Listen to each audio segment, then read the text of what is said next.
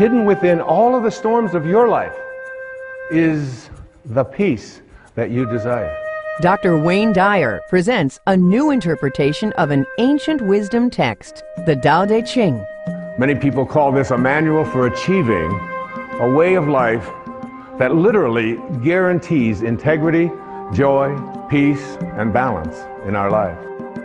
Change your thoughts based upon the wisdom of the Tao, and your life will change. Join Dr. Dyer as he reveals how to live the wisdom of the Tao and achieve higher consciousness. When Change Your Thoughts, Change Your Life airs next.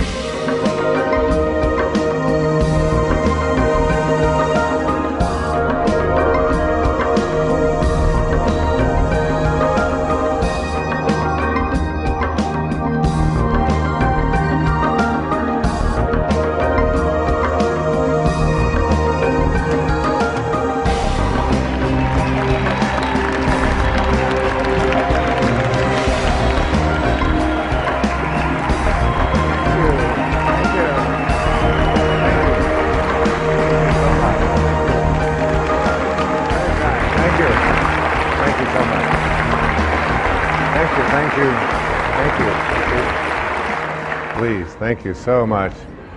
It's so wonderful to be back on public television. It's now 10 years we've been creating public television programs. It's been a wonderful journey. I obviously support public television. It's a way to bring higher consciousness to our entire country, and I'm proud and pleased to be here. This is a program about changing your life. Not in the traditional way that we think of when we think about changing our lives. Usually that means changing your behaviors, retraining yourself, getting new habits, going out and trying them out and changing your life. This is about changing your thoughts, and then your life will change. Change your thoughts, change your life. It's the name of this program, it's the name of the book. It is something that I very strongly endorse, that we have within us the ability and the capacity, through the way that we use our minds and the way that we process things and events, to make our lives totally shift and change around. And I can tell you that it doesn't make any difference what age you are, whether you're a teenager watching this, or whether you're someone in your 60s, 70s, 80s, or anywhere along the way. You can make that change. And I'll tell you, it happened for me. 2 years ago, on the 10th of May, I turned 65, and the next day, on the 11th of May, I had a life-changing thing take place for me. I changed the way that I was thinking about who I am, about what kind of a man I am, about what kind of a person I intend to be for the rest of my life and where I'm going. And something began to resonate with me that I had to make a shift and make a change at the age of 65. I had a wonderful office, which was really a townhouse. It was filled with over 20,000 books. It was filled with clothing. It was filled with records of all kinds. It had pictures on the wall. I had awards that I had received over the years, and everything that I had accumulated, literally, in this physical world, had accumulated in that office. I turned the key and handed it to my manager, Maya, who's been with me for almost 30 years, and I said, I would like you to sell everything, or distribute everything that's in there. Sell the townhouse, get rid of it. Take all the records, all the books. I got rid of my shoes. And I left it all behind and turned it over to her to get rid of everything. I detached myself from a lifetime of accumulations, and I moved full-time to a place over in the middle of the Pacific Ocean on one of our great islands called Maui.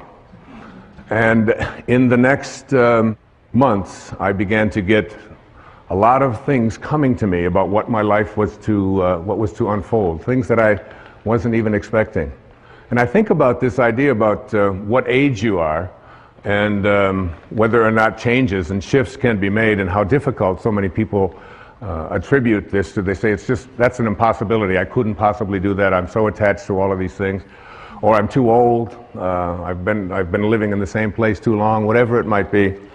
Right here in this audience is one of the women that I revere, I think more than any other woman I can think of in the professional world. At the age of 60, she changed her thoughts, and her life changed dramatically. She started a publishing company called Hay House, which is one of the world's largest publishers of spiritual and higher consciousness materials. She wrote a book called You Can Heal Your Life. She's here today. Her name is Louise Hay. Louise, would you stand up and be acknowledged?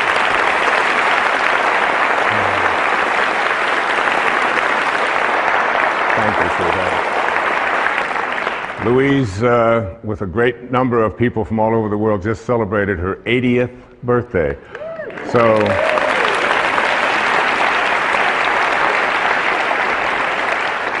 I should look so good even at 60, all right? And I'm just so deeply honored that you're here, dear. Thank you.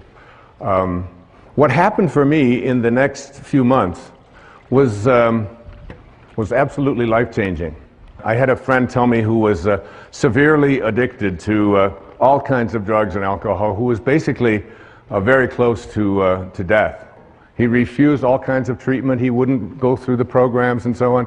But he read a book, and the book was called The Tao Te Ching. The Tao Te Ching. T-A-O-T-E-C-H-I-N-G. Tao Te Ching. Tao in ancient Chinese means the way, the great way. Te is the term that means the application of or the virtue of. And Qing in ancient Chinese means book. So it's the book for applying the virtue of living the way. That's what this book means. And he told me that, and I thought, I've heard of the Tao Te Ching, I've heard of Taoism, I'm familiar with that. I had read about it when I was in college. I'd even lectured a little bit about it when I was teaching at a university in New York City, at St. John's University. It was something that I had sort of a cursory awareness of. But it wasn't something that I was really profoundly interested in. I was watching a TV show one night and someone talked about the Tao on there. I walk into a bookstore and there's a copy of the Tao. This is all happening in the 6 months or so that between when I had left, and knowing that it was time for me to detach myself from all of the things that had been so much a part of my life and move on into a new area of my life. So I couldn't resist it any longer, and I said, I really want to read the Tao, and I'm going to take the next year, a full year, and in that year, what I would like to do is I would like to read each verse. There are 81 verses in the Tao Te Ching. You can read it in an afternoon, but you can study it for a lifetime. And in the studying of this, I said I would like to just take those 365 days for the next year, and in every 4 days, I am going to read one verse. Some of them are only 4 lines long. Some of them are 12, 16 lines long. I'm going to create for myself a way of seeing if I can live this Tao. And what I did was I would read it, then I would meditate on it, I would walk on it, I would go swim on it. When I would do yoga, I would practice it, and then I would sit down after the 4th day, and I had a picture of the man who was considered to be the author of this, although there's no historical actual record of his name is Lao Tzu. This is the visage that I looked at. This is the image of an artist's drawing of Lao Tzu. In ancient Chinese means old man. Old man. He was the old man who was living in China in the time of the warring states, and he decided he didn't want any more to do with war and violence and hatred and killing and all of the things that were so much a part of his world. And he got on his oxen and he left, and before he left to go off and be by himself, he dictated some 5,000 Chinese characters, these 81 verses that became the Tao Te Ching. There are some people who call the Tao Te Ching the wisest book ever written. If you Google this thing called the Tao Te Ching,